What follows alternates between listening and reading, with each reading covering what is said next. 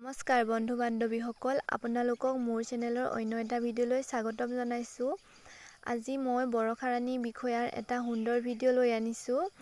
বৰষা ৰাণী বিষয়া আৰু তেখেতৰ স্বামী ভাস্কৰ বৰুৱা আৰু তেখেতৰ ননন মীনাক্ষী বৰুৱা আৰু বৰষা ৰাণী বিষয়াৰ মাক সপৰিয়ালৰ সৈতে ঢেকীয়াখোৱা বৰনামঘৰলৈ গৈছিল। তেখেতে ছ'চিয়েল মিডিয়াত সুন্দৰ ফটো কেইখনমান আমাৰ লগত শ্বেয়াৰ কৰিছে।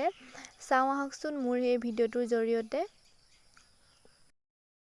মনৰে আকাশতে আজি জ্বলিবানে তুমি, অভিমানী বৰষুণত আহি তিতিবানে তুমি।